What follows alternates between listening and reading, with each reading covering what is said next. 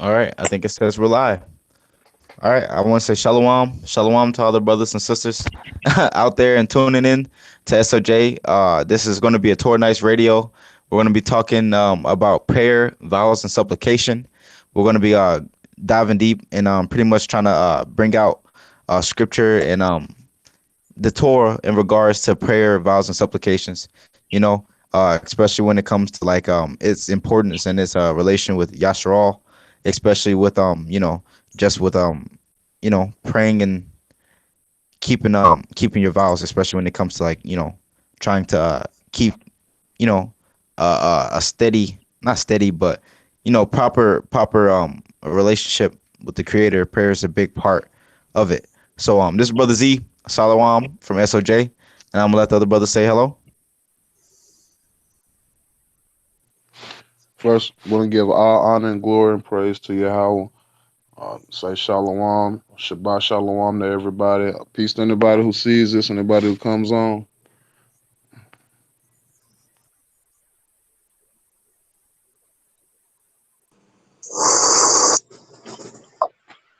Shalawam. This is Brother Davion of SOJ and Torah Knights. And first off, all praises Yahweh Ka, Halalawaya, for another Shabbat, and allowing us to get together on TKR and allow us to bring out, the Tharwa and your truth, and to help edify Yashara'el. And like Brother Z said, there's TKR gonna be over vows, supplication and prayer to the Most High, Yahweh. And with that being said, Shabbat Shalom, Yahweh Ka. Shabbat Shalom, Yisrael. This is Elder Tom from Torah Knights. I just want to thank Yahweh for every day and every minute that we're being edified by his word and not the doctrines of man. We're actually studying this for ourselves. Each of us have our different path. Each of us have our portion. Just like the different parts of the body, every part has a function. Yahweh Kad and Shabbat Shalom.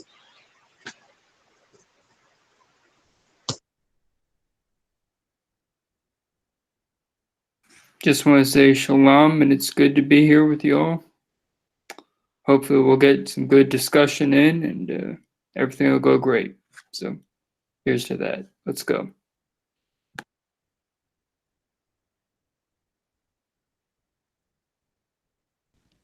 All right, all right.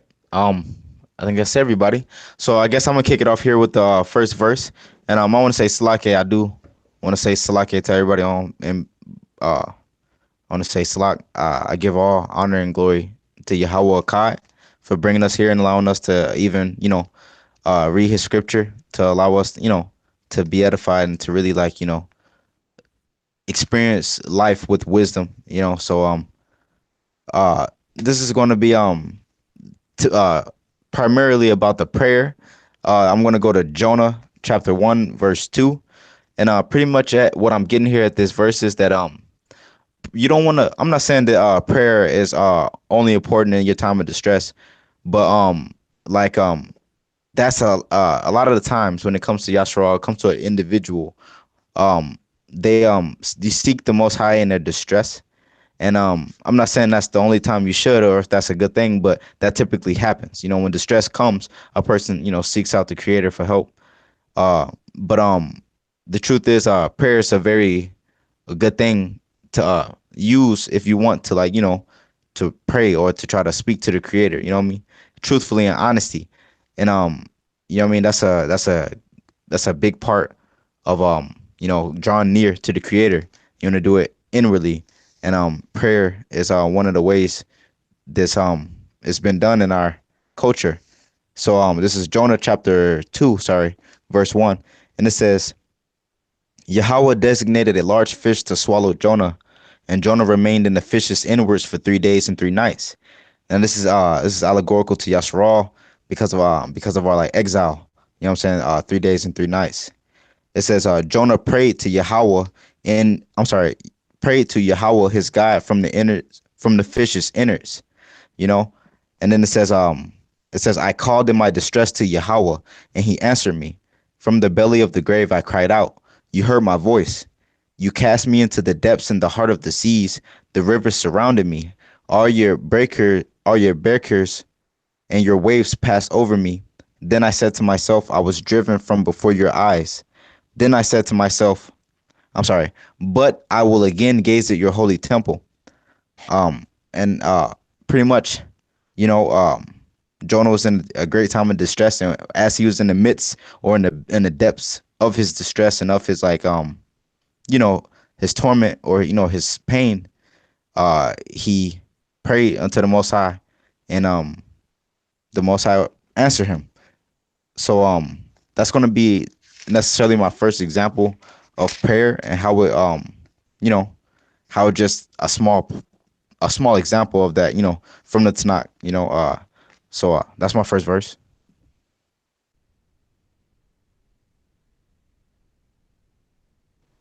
All right. Shalawam. My verse, my portion, I got Genesis 32. It's one of my favorites. And starting at verse number 8, that says, Jacob became very frightened, and it distressed him. So he divided the people with him, and the flocks and the cattle and camels into two camps. For he said, if Esau comes to one camp and strikes it down, then then the remaining camp shall survive. And this is the part about his supplication and his prayer. Starts with verse number 10. Said, then Jacob said, God of my father Abraham and God of my father Isaac, Yahweh. No, I said, God of my father Isaac, Yahweh, who said to me, return to your land and your relatives, and I will do good with you. I have been diminished by all the kindness, it says, and by all the truth that you have done for your servant.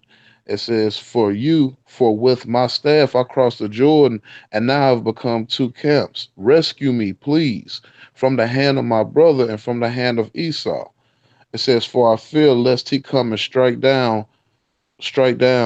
me down, mother and child. So the key right here is that, he's praying.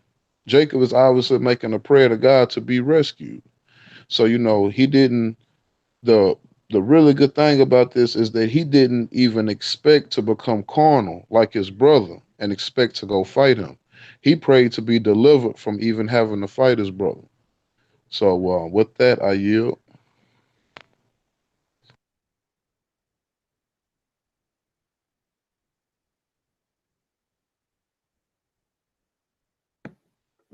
Can you guys hear me? My internet thing dropped a little bit, but I was able to get it back on. Am I still here? Yeah, we hear you. Oh, okay. That's kind of weird, but that's a good thing. So, all right, just checking. That's fine. I wanted to so actually, if I could, this is Brother Z here again, and I just wanted to continue with that Jonah chapter 2, at verse 7. And it says, I'm sorry, 6. I'm sorry. It says, the waters encompassed me. I'm sorry. Waters encompassed me to the soul. The deep world around me. Reeds were tangled about my head. I descended to the bases of the mountains. The earth, its bars were closed against me forever. Yet you lifted my life from the pit, O Yahweh, my God. Now this is Jonah continuing his prayer. It says, when my soul was faint within me, I remembered Yahweh. My prayer came to you, to your holy temple. They watched false vanities. They forsook their kindness. As for me, with a voice of thanksgiving, I will make sacrifices to you.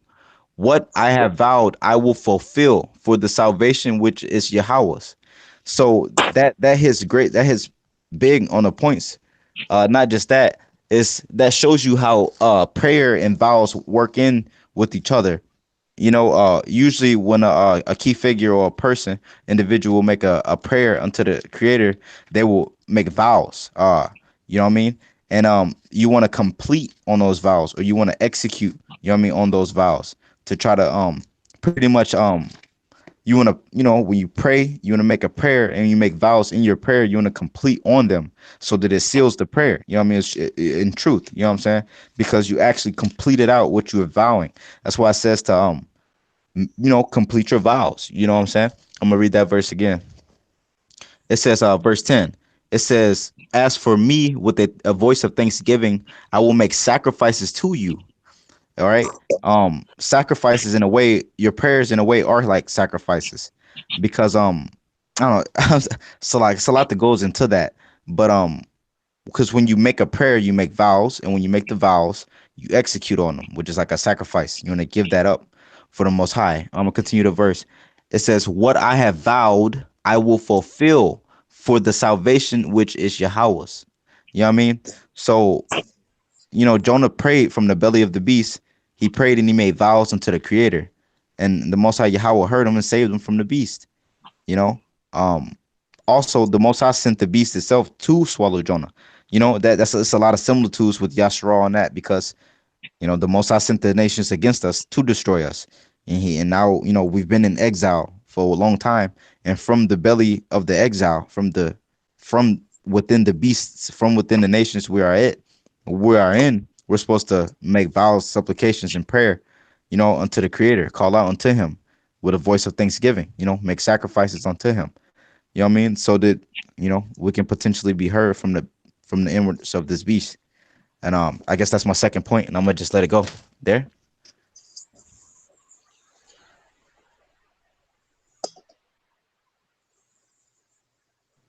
All right, sure, shalom. I'm gonna go ahead to a next one. This one I'm gonna move to vows. The first one I did was on prayer, and this one's gonna be Deuteronomy 12, and it's gonna be 2 points I'm gonna hit in on here, and that's gonna be starting at verse number 11. It says, "It shall be that place where Yahweh your Elohim will choose to rest His name. There you shall bring everything that I command you: your burnt offerings and your feast offerings, your tithe, and what you raise up with your hands, and the choices of your vow offerings that you will vow to Yahweh." Now here go the key. When it say the burnt offerings and the feast offerings, what is a burnt offering? A burnt offering is them cooking the leg of the lamb and taking it to the priest. The feast offering is just the other portion of the food, would be the vegetables or the fruit. And your tithe, that is your tithe, making sure that, you give your percentage for the every 3 years. And it says, and what you raise up with your hands, that's your plants as well. And that's why, and this is why how I always told us it wasn't about the burnt offerings, because that was just the way the priest would eat. And we're going to back this up. We're going to go down to verse number 26. And it says, "Only your sanctities that you have and your vow offerings shall you carry, and come to the place that Yahweh will choose." So what we was going to offer was inward. It was never an animal or anything. So your vows and your supplication was more about inward, always. It's not outwardly. With that, I yield.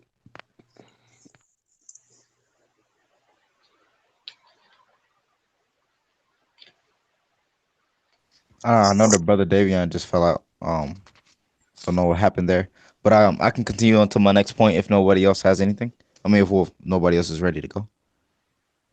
Go ahead. Oh, I just wanted to make sure my mic wasn't cutting out that last time I was talking, was it? No, it No. wasn't. Okay, just making sure. All right. If I can get to my next point. Wait, there he is. Um,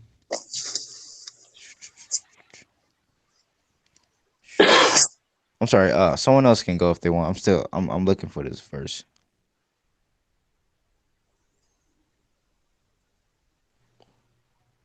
All right. I'll go to another one. And this one is going to be, this one's going to be a little bit heavier. And we're going to go to Psalms number 51.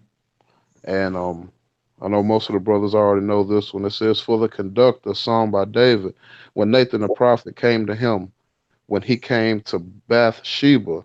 Show me favor, O Elohim, according to your kindness, according to your vast compassion.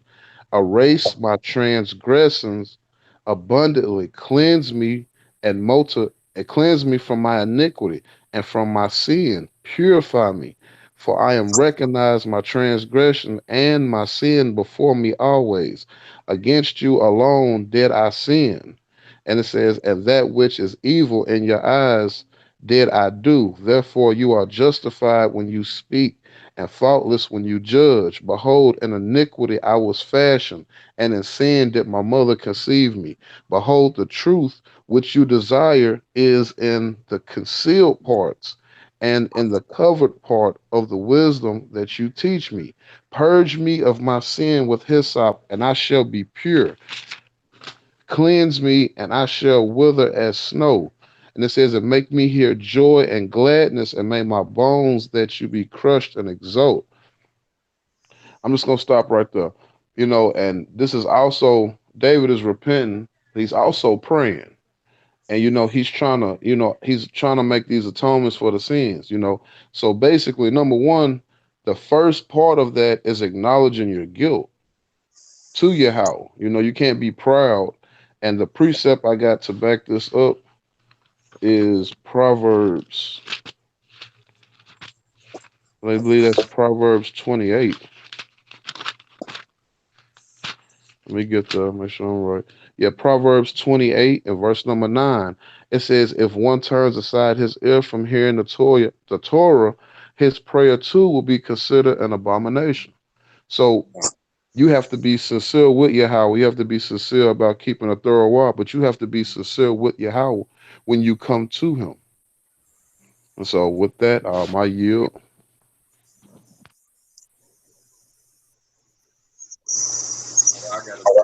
I wanted to bring out. Salak, my phone died. Give me 1 second. All right, this is Exodus. This is Exodus verse 17, and this is you know, of how powerful Yahweh is, and how powerful prayer to Yahweh is, right? So this is Exodus 17. I'm gonna start at verse 8. Amalek came and battled Israel in Raphayadayam, or Rephidim. Moses said to Joshua, choose people for us and go do battle with Amalek. Tomorrow I will stand on top of the hill with the staff of God in my hand. Joshua did as Moses said to him, to do battle with Amalek. And Moses, Aaron, and Huar ascended to the top of the hill. It happened that when Moses raised his hand, Israel was stronger. And when he lowered his hand, Amalek was stronger. Moses' hands grew heavy. So they took a stone and put it under him, and he sat on it. And Aaron and Huar supported his hands, one on this side and one on that side. And he remained with his hands in faithful prayer until sunset. Joshua weakened Amalek and its people with the sword's blade, right? So as it said, when his hands were raised, it was Israel was stronger, right? And when his hands were lowered, Amalek was stronger. And but basically what I'm saying is, when you offer like your soul to Yahweh, and you call upon him, he saved you in your time of distress, right? Now I'm gonna continue. I'm gonna tie it all together. Yahweh said to Moses, write this as a remembrance in the book and recite it in the ears of Joshua, that I shall surely erase the memory of Amalek from under the heavens. Moses built an altar and called its name, Yahweh is my miracle. And he said, for the hand is on the throne of God. Yahweh maintains a war against Amalek from generation to generation. Now, Amalek, it means the word Amal also means trouble in the body or the mind, right? Now, as Joshua and was going to do, battle with Amalek, raising of the hands is a representation of, prayer to Yahweh, right? And he also built an altar. The altar is also like it's where the offerings are made. Also, it's a sweet smelling aroma to Yahweh, which, we always say that is, the drive or the motivation, that you have, trying to fulfill Yahweh's truth, or walking into it, walking it the utmost, right? So, the incense altar, which is also a representation of the heart, or the drive, or the motivation, or the strength that was given to Yashara'el through Yahweh. And, Moses had his hands in faithful prayer to Yahweh, in truth. But also had another. Give me one second.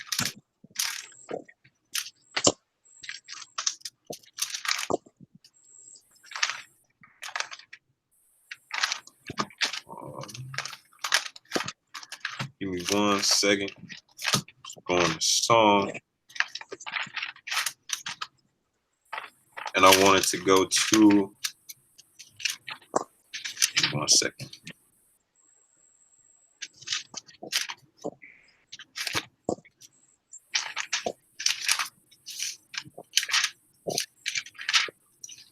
This dang, I lost my page. Give me 1 second.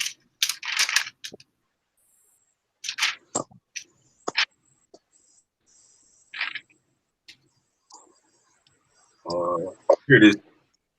Right. So it says, this is Psalms 26. Have any of you brothers read Psalms 26? Nah, go ahead, bro. All right. This is Psalm 26. I'm gonna start at verse 1.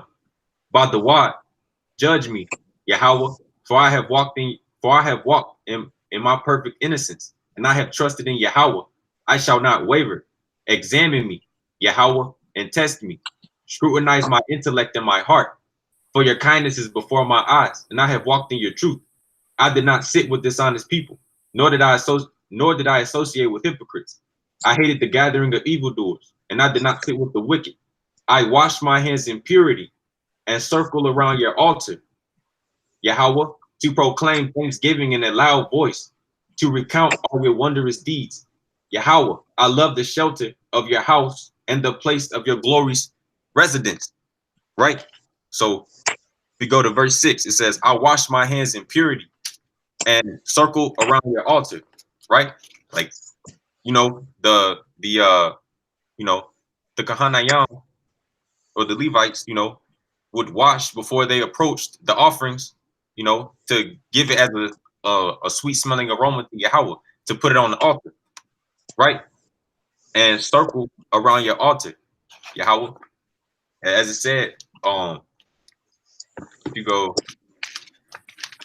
1 second, in verse 7, to proclaim thanksgiving in a loud voice, and to recount all your wondrous deeds. Yahweh, I love the shelter of your house and the place of your glorious residence. So, Yahweh meets you in the mind, that's how, that's your strength, Yahweh, strengthens the mind, the heart, and the soul, to be deeply rooted alongside brooks of water, to keep the Tarawah, to always, to always have faith in truth. But with that, I yield.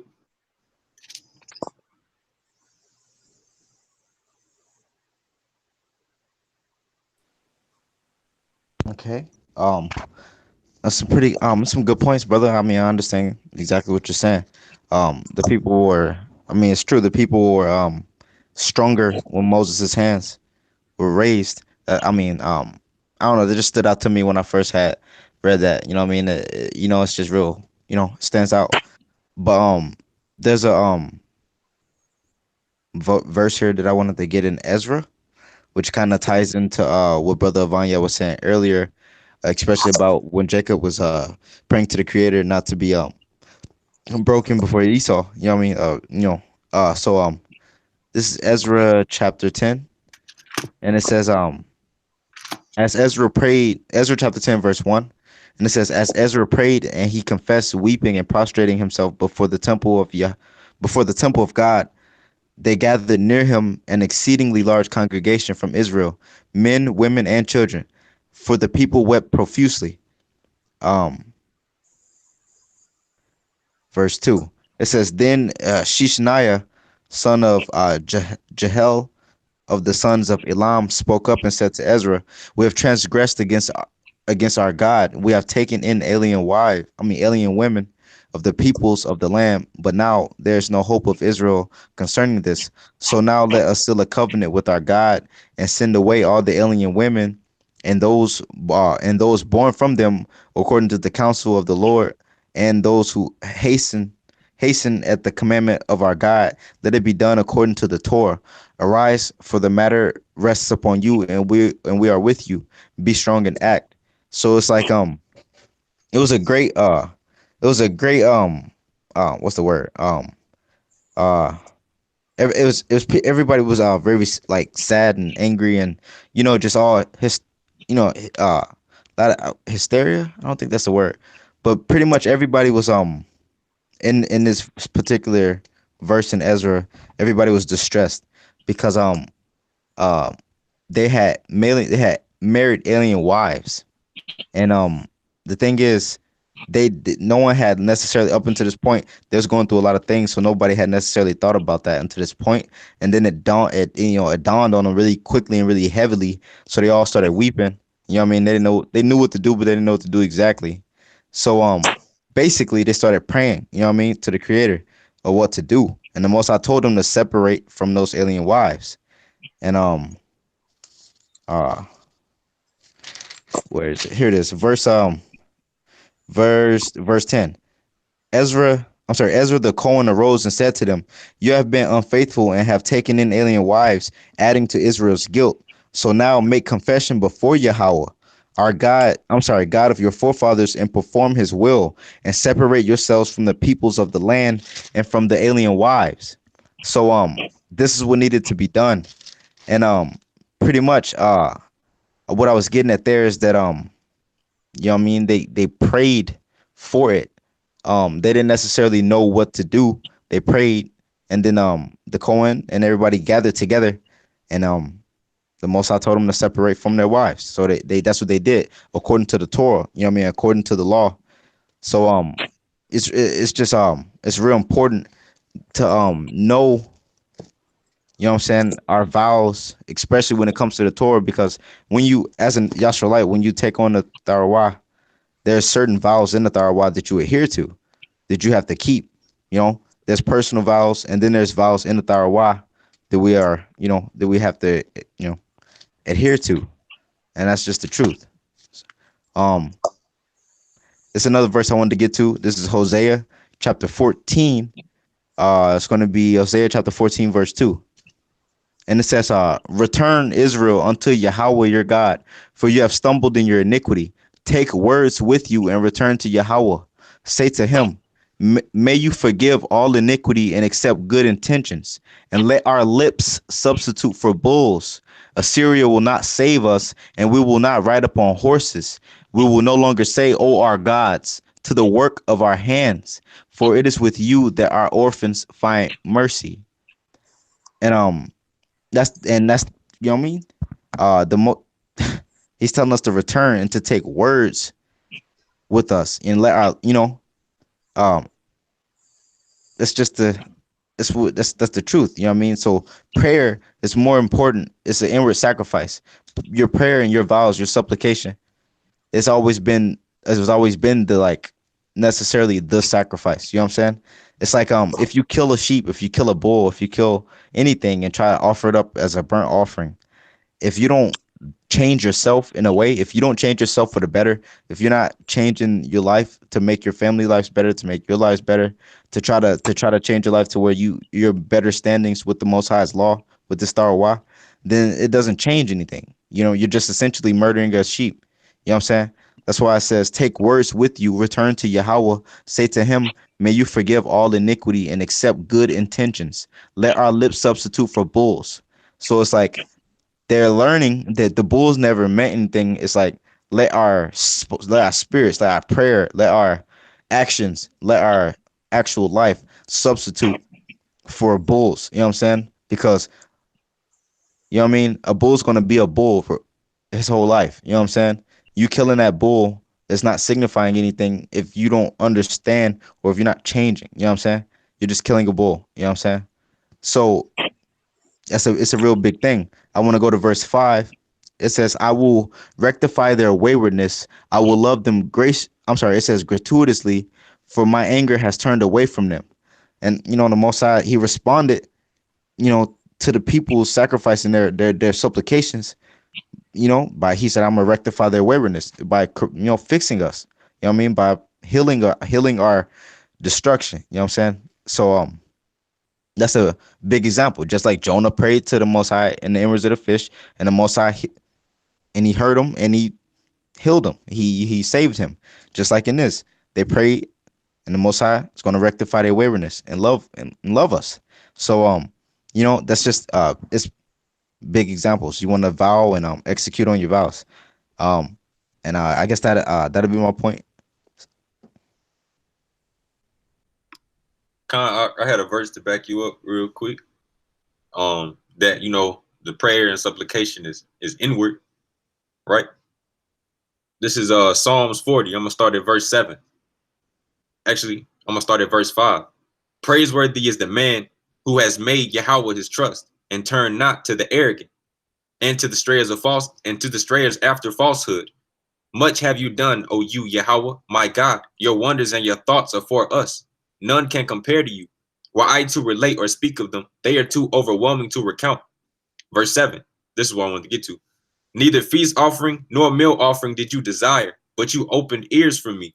Burnt offerings and sin offerings you did not request. Then I said, behold, I have come with the scroll of the book that is written for me, to fulfill your will. My God do I desire, and your Tarawah is in my innards.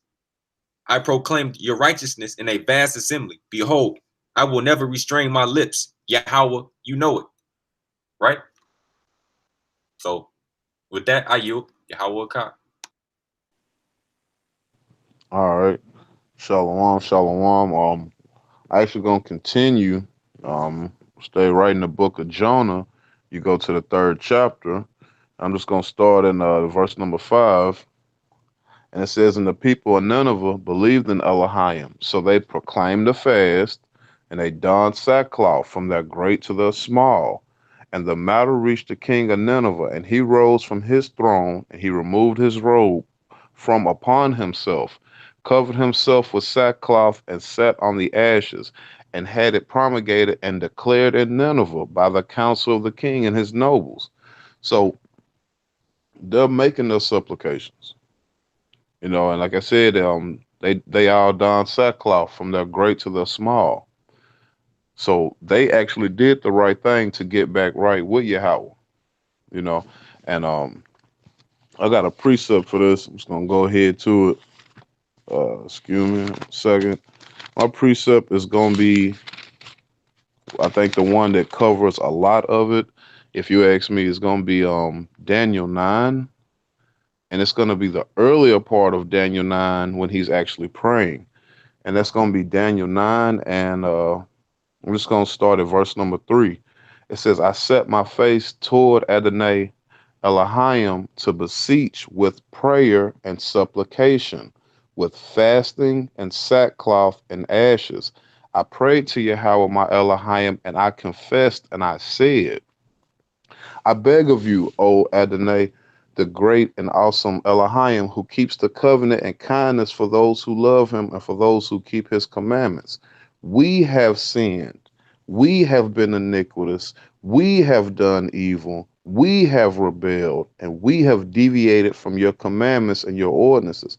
We did not heed your servants, the prophets who spoke in your name, to our kings and our officers and your forefathers, and to all the populace of the land. To you, O Adonai, is righteousness, and to us is the shamefacedness, as to this very day. The men of Judah, and to the inhabitants of Jerusalem, and all of Israel, who near and those far, and all of the lands which you have driven them because of their betrayal by which they betrayed you. Yahweh, to us is the shamefacedness, and to your king and our officers, and to our forefathers, we have sinned against you. To Adonai, our Elohim, belongs compassion and forgiveness, for we have rebelled against him, and we did not heed the voice to follow his teachings, and we put before us through the hand of the servants, the prophets, all Israel, has transgressed your Torah and has deviated, not heeding your voice. So the curse of the oath are written in the Torah of Moses, the servant of Elohim, have been poured out upon us, and we have sinned against him. He upheld his word, and he spoke about us and about our judges who judged us, to bring up a great calamity from under the entire heaven, as there has never been done or seen in Jerusalem. Just as it was written in the Torah of Moses, all the calamity has come upon us. Yet we have not entreated the countenance of Yahweh our Elohim, to repent from our iniquities and to comprehend your truth. So we're just gonna stop.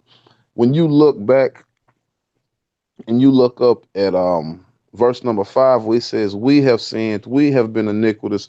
The thing I noticed the most, even though Daniel himself is a righteous man, he still counts himself in as with everybody else. You know, it's very easy to run around and say you're righteous, but are you still speaking up for your brothers and sisters? And also, he's, you know, if you really think about it, when he's saying we, he's not just talking about the people of his time, he's talking about the people before him. So a big part of your supplication is also praying for the forgiveness of your ancestors, of your forefather. And with that, I yield.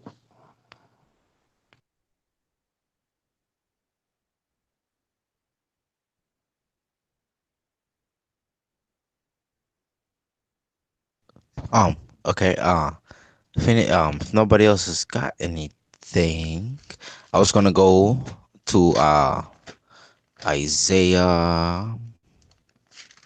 Oh, I just had it. Just had it. Um, Isaiah 56. Here it is. It's a lot. And it says basically what I was hitting on at this point is that uh pretty much about what's the word? Oh, just not the word. The brother was just making just brought an example with Nineveh. I've saying the name's hard. Nineveh, the city, they don sackcloth, and they supplicated and prayed before the Most High that they wouldn't be destroyed, and the Most High he relented on his on the destruction that he's planning, you know, on them. So you know, that just shows you, you know, the Most High is compassionate, and you know, he'll change his mind about things, or you know, he'll change what he wants to do about things, or you know what I'm saying, depending on how you react, or you know what I'm saying, like the people decided to don sackcloth, not to be rebellious, but to you know, to pretty much to humble themselves before the Creator, and he relented. So it's that's a great example, because Nineveh, I don't know much about the people there, but if I may not be mistaken, I don't think they're Israel. You know what I'm saying? They're a foreign nation. It's the point I'm getting at, and it's like, if the Most High would have mercy on them, you know what I mean? It's like you know, uh, maybe he have the same mercy on his people, Jacob. So what I'm saying is here, you understand what in this verse. Isaiah chapter 56, verse 1.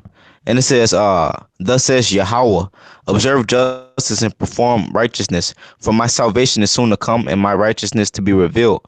Praiseworthy is the man who does this, and the person who grasps it tightly, who guards the Shabbat against desecration, and guards his hand against doing any evil.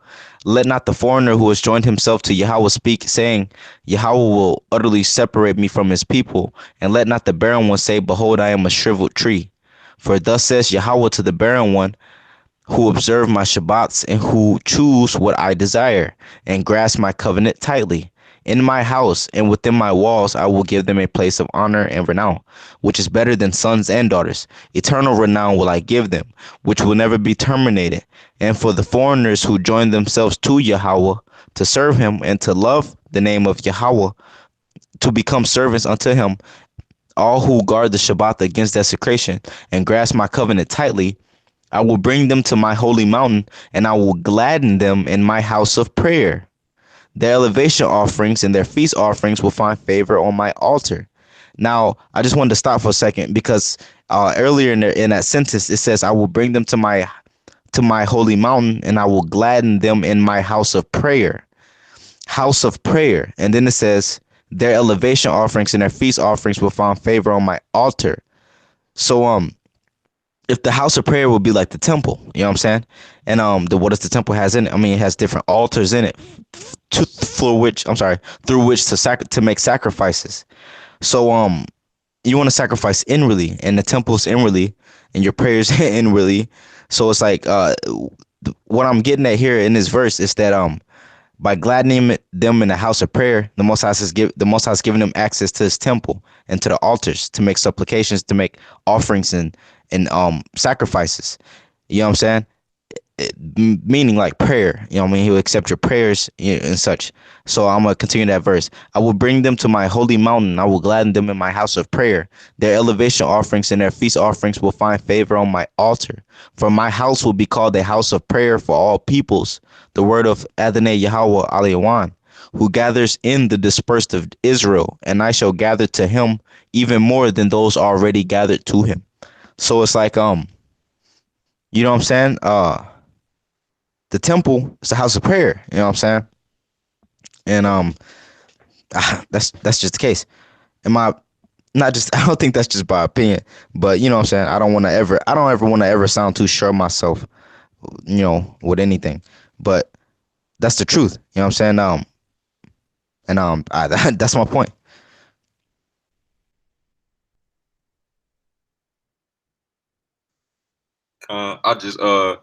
I wanted to go off of what Brother Avanya was going over earlier about we have to acknowledge the sins of our our ancestors and our forefathers before us, right?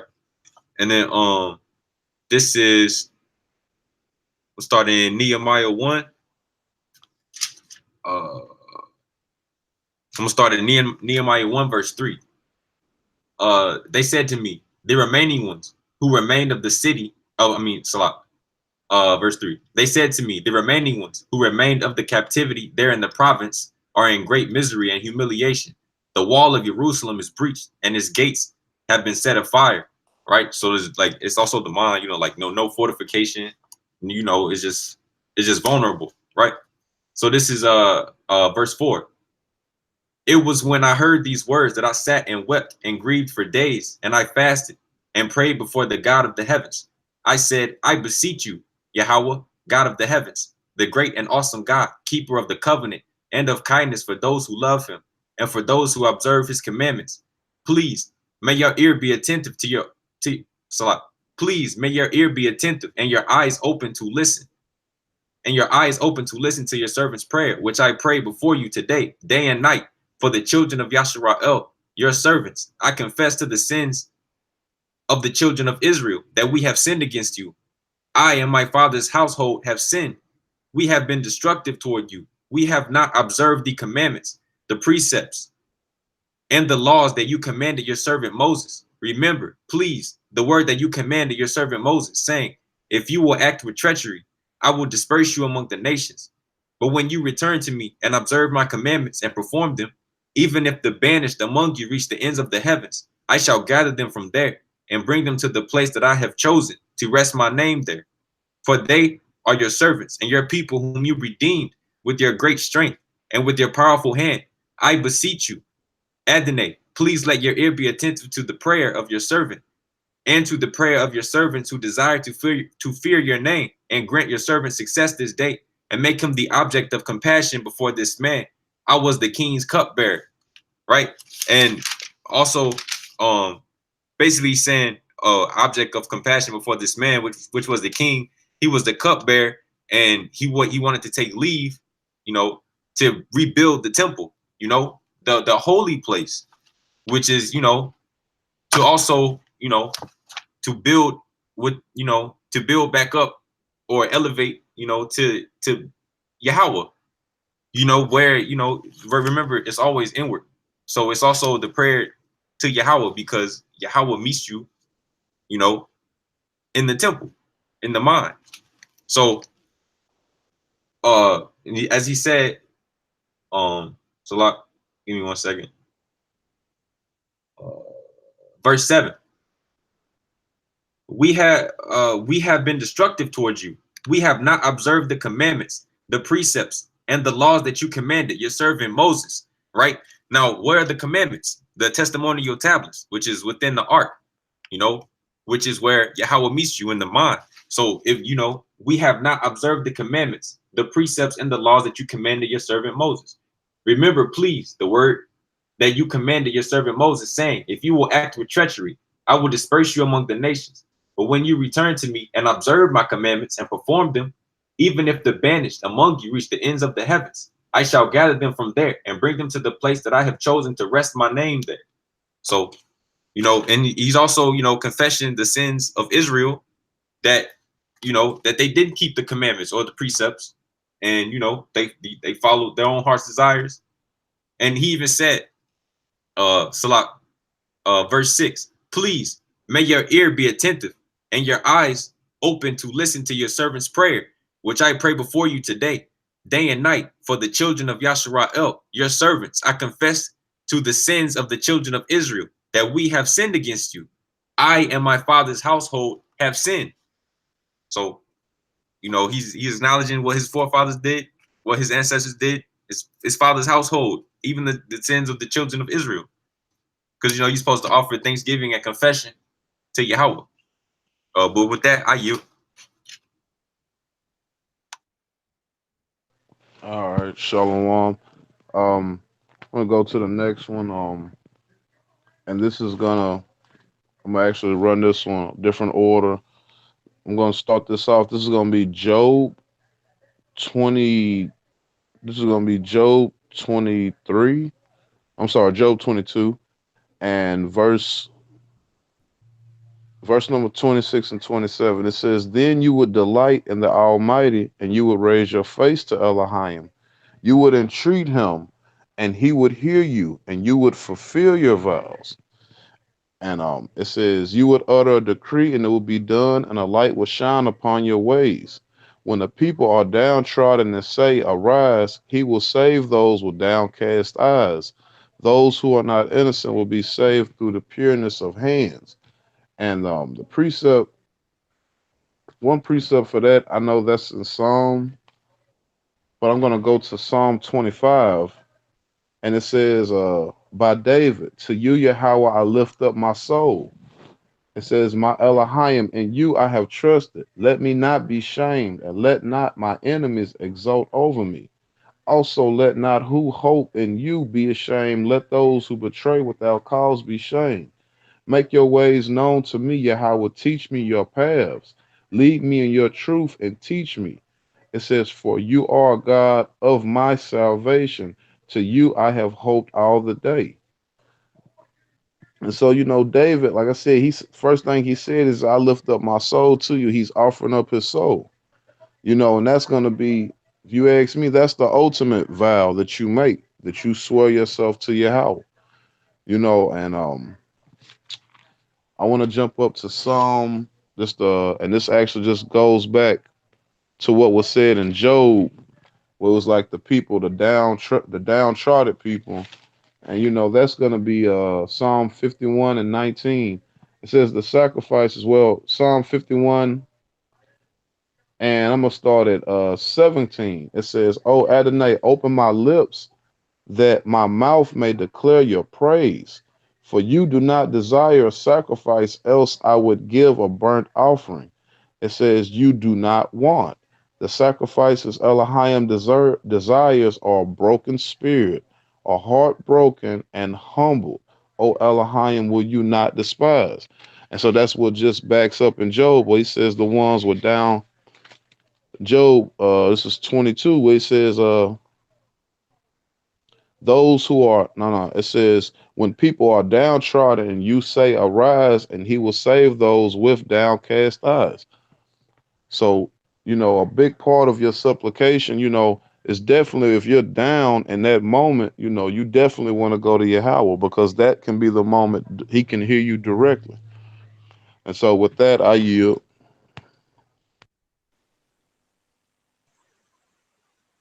All right. I'm glad we got to that point. That being said, I'm going to start by reading Psalm 64 for the conductor. It's sung by David. "Hear, O God, my voice in my prayer. For the dread of the foe preserves my life. Hide me from the counsels of the wicked, from the assembly of evildoers, who have sharpened their tongues like swords and drawn their arrows. A bitter word, shoot to shoot in stealth at innocent. Suddenly they shoot at him, and they were not afraid, or they were unafraid. They encourage, they encourage themselves in an evil manner. They speak in order to conceal snares. Then say, "Who will see them?" They search out, they search out pretexts and have completed a diligent search. And every inner thought of man was deep. Um, mm, and every inner thought of man and deep counsel. Then God shot at them. Their wounds were like sudden, man. Their wounds were like a sudden arrow. Their own tongues made them stumble. All who see them will shudder. All the men came to fear, and they declared the work of God or work of Elohim, and they comprehended his deed. The righteous one will rejoice in Yahweh and take refuge in him. All who are upright in the heart will be glorified. So here we have again um, David's crying out for protection, against those who are speaking evil or doing evil against them. And that's the same thing we have to do. And I'm trying to find an instance where we actually had a prayer for celebration as well. It's not always when we're in distress. So with that, I yield.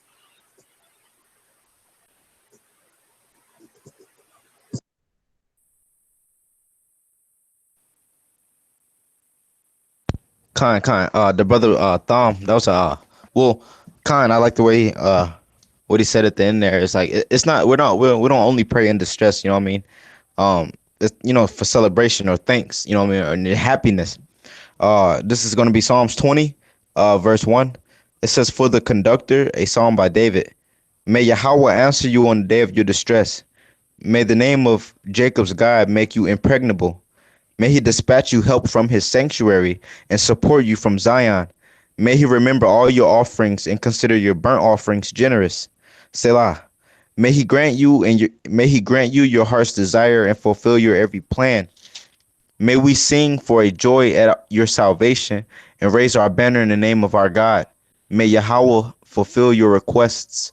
Now I know that Yahweh has saved his anointed one. He will answer him from his sacred heaven, uh, with the omnipotent victory of his right arm. Some with chariots and some with horses, but we, in the name of Yahweh, our God, call out. They slumped and fell, but we arose and were invigorated. Yahweh save. May the King answer us on the day we call. And your call unto the Most High is your prayer. You know what I mean? And that can be right on the spot. That can be inwardly right on the spot. It can be a planned thing. It's the truth. Your prayer, you know what I'm saying? That's one of the main ways that you call out unto the Creator. You know what I mean? So that was David giving a psalm. That's in happiness, you know what I mean? May the Most High, it says may he dispatch you help from the sanctuary and support you from Zion. May he remember all your offerings and consider your burnt offerings generous. You know what I mean? So hallelujah. Hallelujah. And that was my point.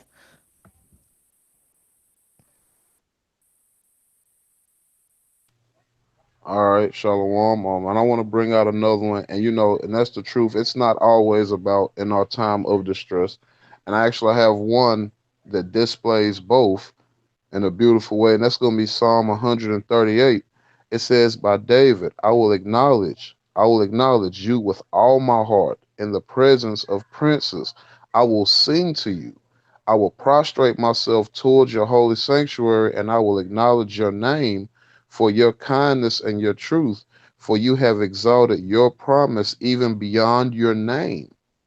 It says, "On the day I cried, you answered me. You embottled me there and strengthened my soul. So it just goes to say that it's not always a scenario. He's relating to the time where he was in distress, but like he said, he's singing to Yahweh. Verse number 4: All the kings of the earth will acknowledge you, Yahweh, because they heard the words of your mouth, and they will sing of the ways of Yahweh. For great is the glory of Yahweh. So, like he says, it's not always about our down times because David is singing, and he's letting it be known he's gonna sing to Yahweh in the presence of just about anybody. So, with that, I yield.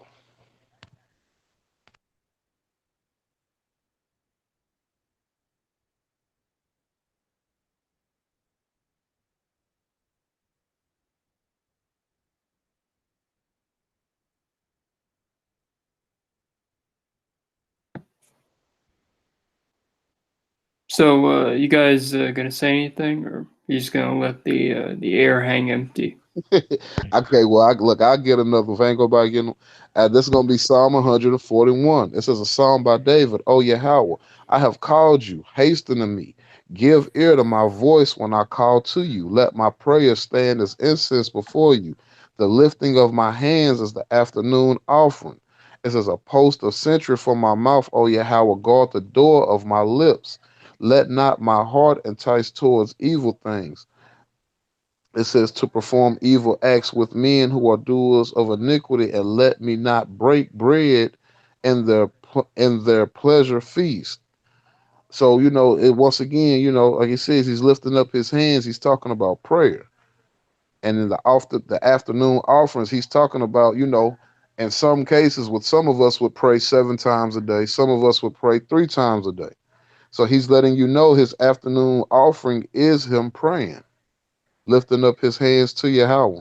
So with that, and he's also saying, post a sentry for my mouth, Yahweh, and guard the door of my lips. So he doesn't want anything impure coming out, and he's also trying to be very sincere. And like I said, let my prayer stand as incense before you. So with that, I yield. Con. Con. I got a verse right quick. It's um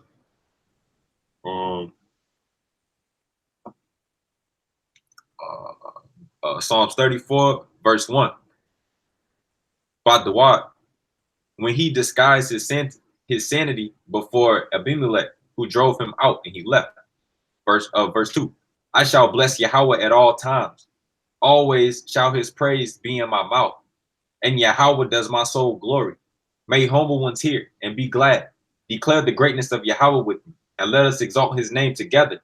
I sought out Yahweh, and he answered me, and from all my terrors he delivered me. Those who looked to him became radiant, and their faces will not be shamed. Right? So verse 2, I shall bless Yahweh at all times. Always shall his praise be in my mouth. So like the brother was saying, it's not always in your distress. You're supposed to give praises to Yahweh at all times, anytime you can. I'm gonna continue on to verse 7. This poor man calls, and Yahweh hears, and from all his troubles he saves him. The angel of Yahweh encamps around his reverent ones, and he releases them. Contemplate and see that Yahweh is good. Praiseworthy is the man who takes refuge in Yahweh. Fear Yahweh, O you, his holy ones, for there is no deprivation for his reverent ones. For his reverent ones, young lions may want and hunger, but those who seek Yahweh will not lack any good. So, with that, you.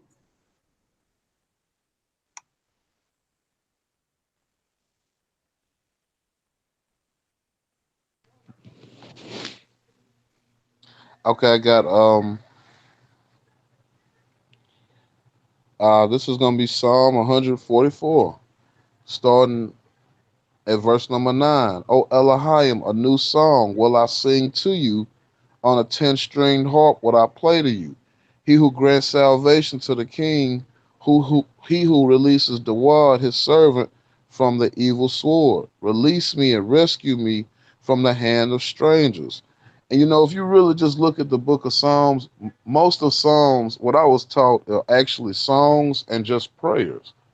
because this is mostly what David is doing. If you really look, these are his prayers when he's offering himself up. And and this is one from Psalm 143, verse number 1. A psalm of David. Yahweh, hear my prayer, give ear to my supplication. Answer me with your faithfulness and your righteousness. So, with that I yield. Con, I got another point. You know, people can call on Yahweh, but if there's treachery in your heart, or like you insincere, like it's lip service, right? So this is Isaiah 29. We'll start at verse 13. Adonai said, inasmuch as his people has drawn close with its mouth and with its lips, it said, it has honored me, yet it has distanced its heart from me. Their fear of me is like rote learning of human commands. Therefore, behold, I will continue to perform more wonders against this people, wonder upon wonder. The wisdom of the wise man will be lost, and the understanding of his sages will become concealed. So, you can't pray to Yahweh and then continue to do what you was doing before you came into the Darwa or before you came into the truth. You can't continue to follow your own heart's desires and think you're just gonna go home and pray to Yahweh and do the same thing the next day.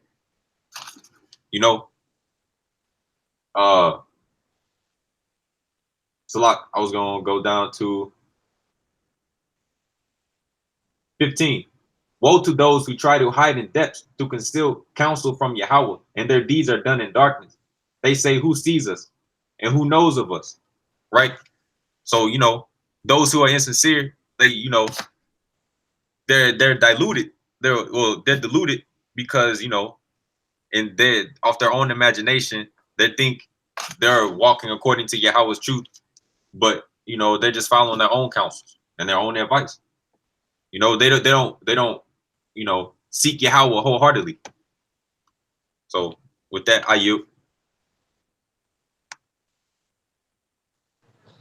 All right, Shalom. I got another one. I know we're probably getting close to wrapping this thing up. I got this is Psalm 145, a psalm of praise by David. It says, I will exalt you, my Elohim the King, and I will bless your name forever and ever. Every day I will bless you, and I will laud your name forever and ever. Yahweh is great and exceedingly lauded, and his greatness is beyond investigation. Each generation will praise your deeds, and the next of your mighty deeds, and they will tell. The splendorous glory of your power and your wondrous deeds shall I discuss, and the might of your awesome deeds they will speak, and your greatness I shall relate. A recollection of abundant goodness they will utter, and your righteousness they will sing exultingly. So, definitely I want to go back to that point. Giving praise to Yahweh, that's also your supplication. That's also your sacrifice, and that's also your redeeming your vow. And with this one, there's no negative connotations. Everything right here is positive, and it's not always about being in a bad state. That's just a very fast way to get to Yahweh. But just like the brother said, you're supposed to give your praise to Yahweh nonstop. So with that, I yield. Kind. I'm glad you didn't go farther because I thought another one's going to be snatched from me. That just shows how Yahweh is working with those who are in accord or of one accord. I'm going to be reading from Psalms 147, verse 1 through 7. Hallelujah.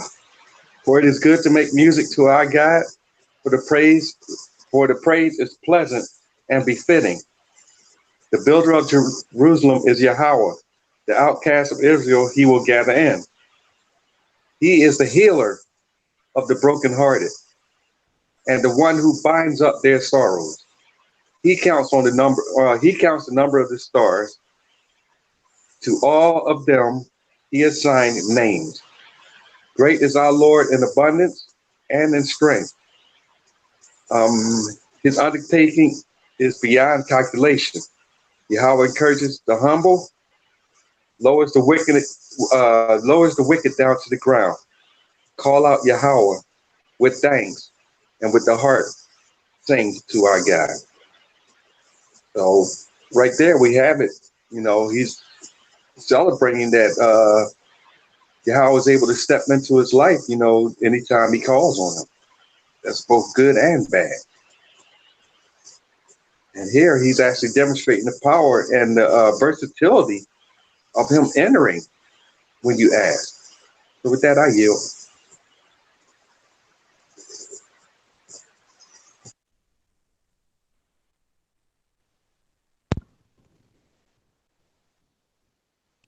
Khan, most definitely. I just I don't know. It's just been a bunch of great verses. Great. Well, the Most High's word is mispreserved here in the Torah. Who can say it or write it any better? I just hallelujah. I thank the Most High for allowing us to even read His word. To gather in here together. And try to bring it out for the brothers and sisters who haven't been fortunate enough to hear. But to all you brothers and sisters watching, shalawam. You know what I'm saying? And thank you for watching and for joining us. And if none of the brothers have any more verses or any more points they wanted to get to. I just got one more. I got one more after you out. All right. This Exodus 15, and this is Moses and the children of Israel singing, to Yahweh, singing the song to Yahweh, rejoicing. Exodus 15 verse 1. Then Moses and the children of Israel chose to sing this song to Yahweh, and they said the following. So this is after Yahweh,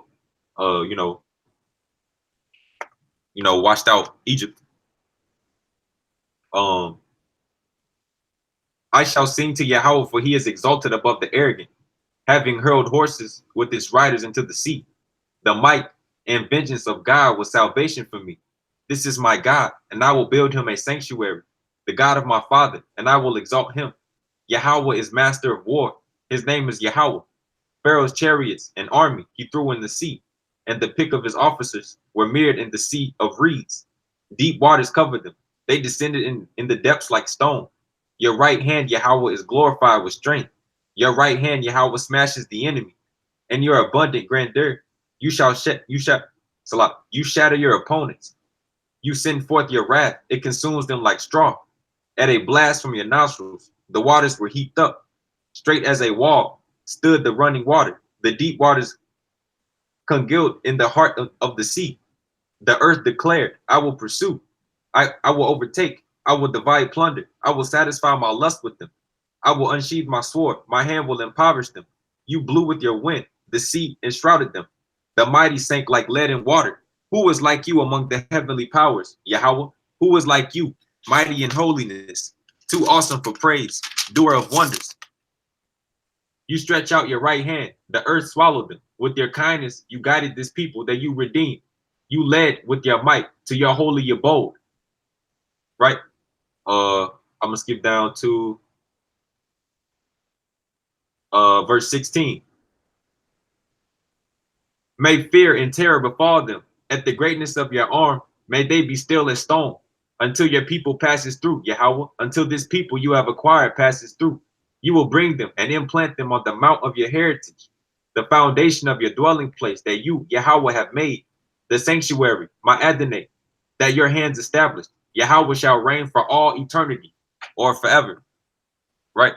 So basically, they were giving praises, and rejoicing and exalting, magnifying Yahweh's glory, and his works, after he showed them salvation. Right? And if you go up to Exodus 14, verse 30, on that day, Yahweh saved Israel from the hand of Egypt, and Israel saw the Egyptians dead on the seashore. Israel saw the great hand that Yahweh inflicted upon Egypt, and the people revered Yahweh. and they had faith in Yahweh and in Moses, his servant. So, you know, you know, they fear Yahweh, which is, you know, when you keep the Torah, you learn to fear Yahweh. You know, knowledge, wisdom, and understanding to contemplate in your every undertaking. What you know, what is good in Yahweh's eyes? What's you know, what Yahweh deems as as righteous. So, but yeah, they were giving praises to Yahweh for the salvation that He showed them, coming out of Egypt. So, with that, I yield. Shabbat Shalom to all the brothers on the panel and all the Yasharal out there tuning in and hope to edify, Yasharal and hope, people listen, our people listen, and to take it to heart because we need to come back to Yahweh. And our people just, out there in all types of folly but Shabbat Shalom, Yahweh Kai for allowing us to get together, on another Shabbat and bring out His truth. Yeah, shalom. See you around. See you guys later. Shalom. All right, I got my last one. I felt like it wouldn't be right when you touch on this one before this ends. That's gonna be Psalm. You know what? I'm doing 105. Nah, I ain't got 105. Let me see. Let's see 762. Let me. Has anybody? I'm sorry, Salat. Did anybody read Deuteronomy 26? No. Okay. Okay. Okay. Well, I got this. I'm just gonna run these two. This is gonna be Psalm 51, and I'm gonna read 14. It says, "Offer God confession, and then redeem your vows to the Most High, and call upon me in the day of distress, and I'll release you, and you will honor me." And the precept for that is gonna be Psalm 76, verse number 12. It says, "Make vows and fulfill them to Yahweh, your Elohim. All who surround him will present gifts to the awesome one." And so with that, I want to yield and say halal wa yah, kahala Yahweh, barakatah Yahweh, shemaya yashala, heya Elohim Yahweh kad, shalawam yashra. Shalom. Shalom. Shalom. Yahweh Kai to all the brothers and sisters. And I did want to get a verse out quickly before we ended the broadcast. And it was going to be Deuteronomy chapter 26. And it's going to start at verse 5. And it says, "Then you shall call out and say before Yahweh your God, an Armenian tried to destroy my forefather. He descended to Egypt and sojourned there, few in number. And there he became a nation, great, strong, and numerous. The Egyptians mistreated us and afflicted us and placed hard work upon us. Then we cried out to Yahweh, our God, the God of our forefathers. And Yahweh heard our affliction. He heard our voice and saw our affliction, our travail and our oppression. Yahweh took us out of Egypt with a strong hand and with the outstretched arm, with great awesomeness and with signs and with wonders. He brought us to this place and he gave us this land, a land flowing with milk and honey. And now, behold, I have brought this first fruit of the ground that you have given me, O Yahweh, and you shall lay it before Yahweh your God, and you shall prostrate yourself before him. Before Yahweh your God. You shall rejoice with all goodness that Yahweh your God has given you and your household, you and the Levite and the proselyte who is in your midst." And with that being said, with that verse being read, I want to say hallelujah, all praises to the Most High Yahweh, the guardian of our people, the God of our people, the creator of heaven and earth. You know what I mean? It's just, it's hard to really express words, but you know what I'm saying? Keep the Tarawa. All you brothers and sisters out there, if you don't already have one listening to the channel, you definitely want to get you a Tarawa. You know what I'm saying? To get you as many copies as you can. Study as much as you can. And you know what I'm saying? just keep faith in the Most High Yahweh, revere Him, and you know, try to do kindness, try to have, you know what I mean, patience, try to, you know what I mean, help somebody out, try to, you know, try to give, you know what I mean? Because if you're not giving in life, you know, then what are you doing? You know what I mean? You're essentially just, you know, taking up everything. So try to be kind and merciful or helpful to someone else in life, especially your brother or sister. Try to clothe them with this knowledge and just, you know, shalom to all the brothers and sisters who you know, keep faith in the creator and try to adhere to his laws wholeheartedly as possible. Shalom to all you brothers and sisters. Hallelujah. Shalom. Wow, I guess I get the honor of presenting the last verse, which is perfect, I think, for this session that we have. I'm reading Psalms 105, verses 1 through 4. Give thanks to Yahweh, declare his name, make his acts be known among the people. Sing to him, make music to him, speak of his wonders. Glory is his holy name. May the heart of those who seek Yahweh be glad. Search out Yahweh and his might. Seek his presence always. With that, I yield and say Yahweh Kad and Shabbat Shalom. Thank you, everyone, for showing up.